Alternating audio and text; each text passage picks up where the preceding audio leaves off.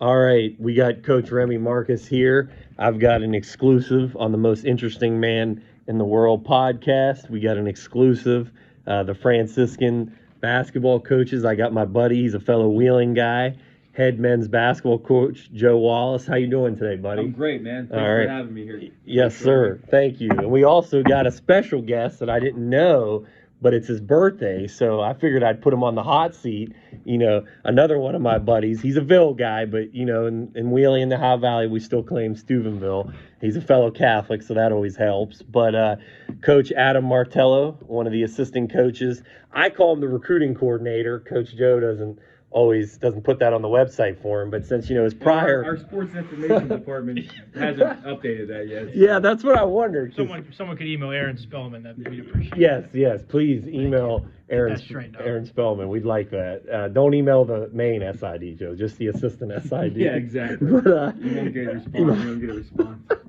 But anyway, so their old recruiting coordinator left, went back to the high school ranks, so that's why and I'm sure the Franciscan program considers Coach Martello the recruiting coordinator as well. So, Coach Wallace, we've been trying to do this for a while. I'm happy we finally got you on the show. Fast, man. Yeah, no, I'm excited. Catch me sometimes. No, it is. We're gonna get him on Zoom though, or in person again after the season. We'll do a lengthier interview, but now since they're still in season, you know, I know they're busy. I don't want to take up too much time. I'm still coaching my school team, as you guys know, so I get it. It's a lot worse at their level, though, being at the college level, especially an NCAA school. But, all right, Coach Wallace. So what I was going to ask you is, right now you're sitting at 8-15, 8-15, Yep. And you got senior night tomorrow, big home game against a tough opponent from Pittsburgh, Chatham. For the fans that don't know in the audience, that don't know about your prior performance, I'm sure you'll improve on that, but what's kind of your keys going into that game? Going into tomorrow's game? Yes, sir. We're going to have to come out with a lot of energy. You got a chance to see a few things behind the scenes. Yes, today. I did get exclusive today. Yeah, guarding the ball screens is going to be big. Yeah. Coach Martello wants to keep a closed lip over there. You know he is. He doesn't like to get things out. We don't like to reveal strategy. He comes from the Bill Belichick school of scouting. Well, I'm a little bit more looser with it, and we're just gonna have to rebound. We're gonna have good play hard transition defense. Yeah, I mean honestly, guard the 3-point line. They're pretty good. They're a very talented offensive team. So it's a good matchup for us though. It's a good matchup for us. Yeah, I did watch practice earlier, so I did get to see how some of those pick and rolls should have been defended a little bit better on Monday. But yeah, we won't ask you. Offensively, Chatham has film on you, so they probably know you're going to push the ball. Yep. You know, is there maybe, and I kind of noticed this earlier, do you think the key could be being a little more aggressive in your offense tomorrow? Yeah, I mean, that's always who we are. Mm-hmm. Yeah, we have to play aggressive. We've been aggressive since we installed this offense. If we don't play aggressive, then yeah, we really everything's predicated on aggressiveness. Of course, where we play both ends of the floor. So yes, the answer to that is yes. Okay. Yep. Then what would the forecast? What would be your forecast for the end of the season? You know, kind of talk about, you know, you get the conference tournament coming up. Yep. In the pack, what kind of is your goals for like seeding? And obviously we know if we win tomorrow, you're in good shape, you can finish in the top 6, but what kind is your goals when it comes to seeding? And also, like, how much noise, I have an idea, but how much noise do you really want to make in the tournament? Yeah, well, the 6th seed would be big to make regardless. If we can win tomorrow and something else happens, we can get the 6th so we can get a bye and eliminate Monday's game. Okay. But if that doesn't happen, which there's a good chance it won't, we'll have the 7th seed most likely, and we get another home playoff game against either St. Vincent or Bethany, which would be nice to start the tournament off that way and get our guys another home game, and then we'd be going Tuesday on the road to most likely Chatham again, or maybe even W&J. So we'll see. Yeah. So we want to make noise. We went through this stretch of 4 weeks of all these games, so it's been pretty tough for our guys. But we're playing well right now, and I think with us being fresh right now, we have a chance to beat anybody in the conference. Really. And then How do you think, it seems like you've been having some good practices. How do you think the last week or two of practices can be? Because I know it's big, especially this time of the year. That's the problem.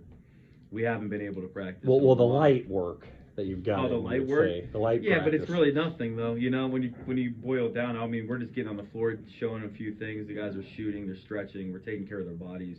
Smart. And when you play 3 games a week, and then you have to take an off day, you're usually playing the day before the game. That's the only day before it. So we haven't practiced in a long time. Honestly, since January 20th was our last full practice. Okay. Yeah, a long time ago. So then, and you mentioned one of your rivals, obviously Bethany being 15, 20 minutes up the road, border school, right here, close to border to you in West Virginia. Who would you consider your other rival in the pack beside them? I'll let Coach Martello. Yeah, Coach Martello. What's your insight on that? I think W&J.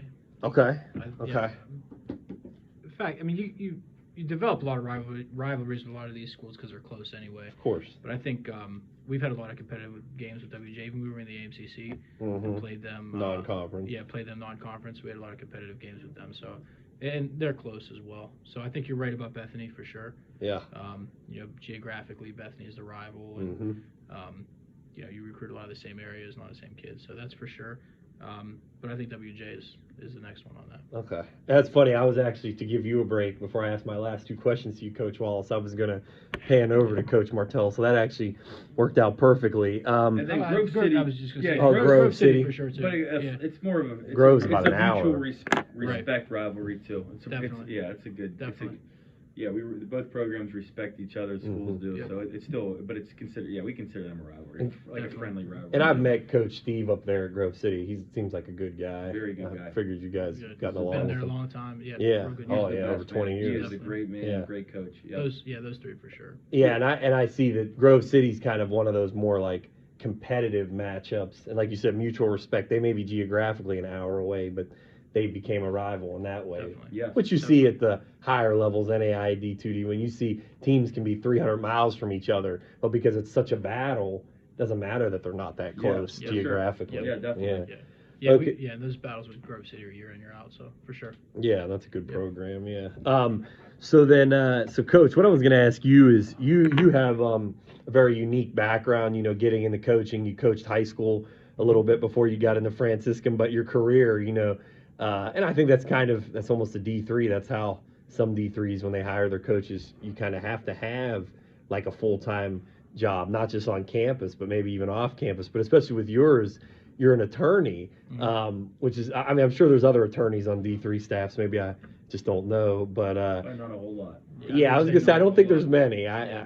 Maybe one of those schools in Wisconsin. There's a lot of D3s in Wisconsin and Ohio. I don't know, but who knows? But so I just kind of wanted you to give my audience, well, you're also a DJ too. No, not anymore. Not anymore. Not anymore. Okay, you were. That's a myth.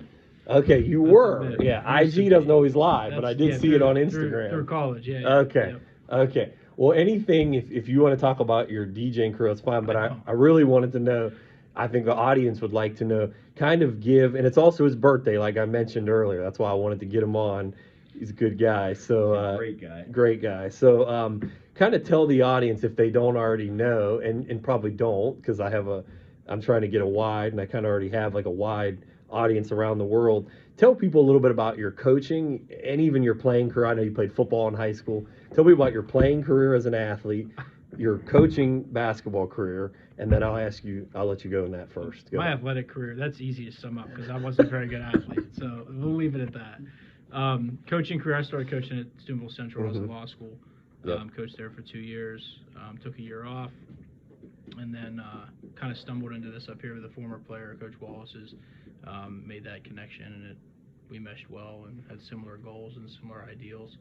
And so I started up here. He was gracious enough to bring me on staff then. Yeah. And so I started up here. This is my 4th season. Yeah, I would, and I think it might have been your second. No, it was your first year. Your first year was when they went 500, the 18-19 season, correct? When Franciscan 18-19 was my 17-18 was my first season. Oh, okay. When I was still down in Nashville and stuff. Okay.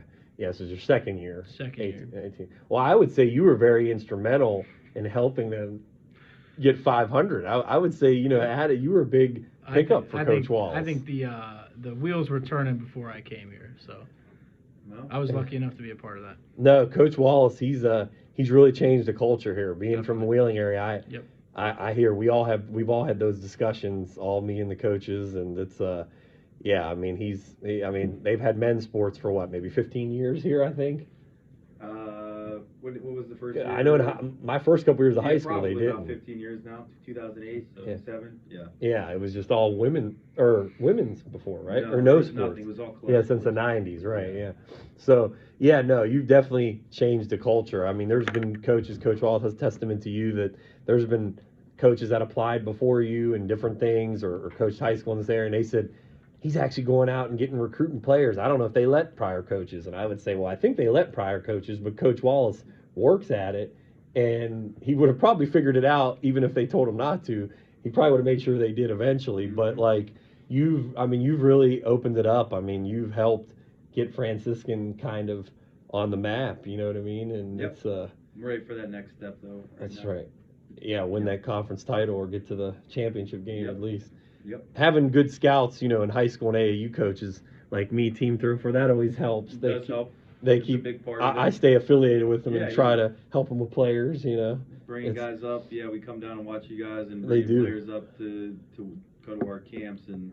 Yeah, we appreciate that. It's 2 ways. Yeah, it's they always have helped us out at Team 304, and I appreciate that. They know I'll promote the Franciscan program any way I can, but.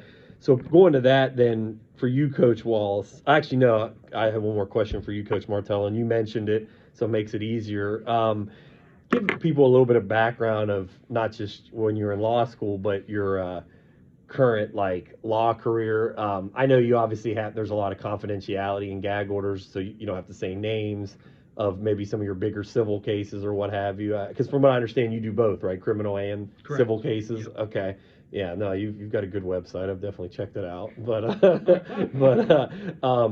if I know you can't probably say names, I get that. But if there's like a big case or just some details in your law career. Yeah, I mean, I take I guess a different stance on that. I'm not big on publicity. Mm-hmm. I think that doesn't necessarily always serve our clients the best. So I don't really talk about any past or active cases or anything like that.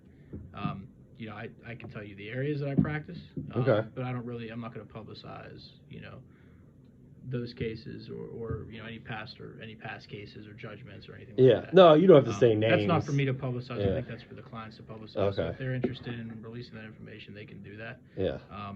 But I'm a client-first attorney, so I think that, putting that info out there puts me first, and that's not something that I'm really interested in doing. That's good. Very unselfish, yeah. So what practice areas do you practice? Yeah, so on the civil side, I do a lot of real estate work, so closings and title work. I'll do probate work and estate planning work as well. Okay. And then I do a lot of business planning work on the civil side, so small business work with limited liability corporations or nonprofit organizations, those sorts of things. And then I'll do some criminal defense as well. Okay. I kind of pick and choose those cases as far as what the charges are, but that's the competitive side. Okay. I guess that I enjoy. And you're licensed in West Virginia and Ohio, correct? Just Ohio. November I will be licensed in West Virginia. Okay, good. So have you just practiced like in Jefferson County and the local counties, or any other counties in Ohio? I've practiced in Mahoney County, Belmont County. Okay. Jefferson County, Guernsey County, Noble County. Okay. Columbiana County, Harrison County. And then this is a short. In Carroll County. Carroll, okay. This is a short, easy question for you. What do you like? What spectrum do you like better, civil work or criminal cases? I don't think there's one I like better. I think they both have interesting aspects that are completely different from each other. I don't think there's one that I like better. Okay. All right. And then Coach Wallace, my last 2 questions are for you. Next year, looking forward, obviously you've played kind of your 2 exhibitions have been kind of similar opponents. You either play D1 St. Francis or D2 Walsh, and obviously I get it, they're both Catholic institutions. Are you going to shake things up, you think, and try to play a different matchup for one of those games, or what do you think? Yeah, it's a possibility. We'll play St. Francis for sure. Okay. If they're allowed to play non-D1. Yeah, then there's other opportunities. I mean, we wouldn't mind playing a local Division II team if they're, if we can, whether it's West Lib or Wheeling. A good Or, exhibition. yeah, or we try to just get another big Division I game, which I don't have a problem playing two of them. So we'll do either of those. Yeah. No, you play competition. That's for sure. So then my last question would be based on what you're trying to bring in next year. What would kind of be your goal, like record rise for next year? Next Obviously, year? to improve this year, of course, but That's a tough question to ask. Mhm. Yeah, I mean, we just want, see us taking another step forward. I mean, who knows? There's always factors into it. We should be, with a lot of guys coming back, we should be pretty good next year. So Yeah. I don't know what that is. I figured maybe 500. That's always a common one. Seems like. Yeah, I mean, that'd be fine. Probably even better though. Why not? I mean, Of course. I don't think we should have a chance to be pretty good next year. Yeah. But we got to stay healthy, and that's something we had a problem with this year. Mhm. We've had guys out a lot, and it's hurt. Yeah, no, injuries. It's part of the game, but it's also an unfortunate part of the game. But hey, I just want to thank you guys Thanks, again. Coach Remy. Coach Thanks, Wallace, man. Coach Martello, thank you guys for getting on the show. And no, I appreciate it. And guys, hey, check beside my podcast, we'll be putting it on my Facebook journalism page and beside my other social medias of Coach Remy and Team 304. But always check their site. Maybe we'll convince their SID to post this interview on the Franciscan website. But as well, always check Franciscan, their athletic website, the Barron websites, if you need information, schedules, rosters, coaches info, anything, even if it's recruits or just anything. If you just want to be a fan of the program or a potential donor, definitely check those websites and follow Franciscan Men's Basketball. They also have a good Twitter page. You can check out their social medias as well. But thank you guys again. Appreciate Thanks, you. Thank you for everybody listening, and have a great day. You too.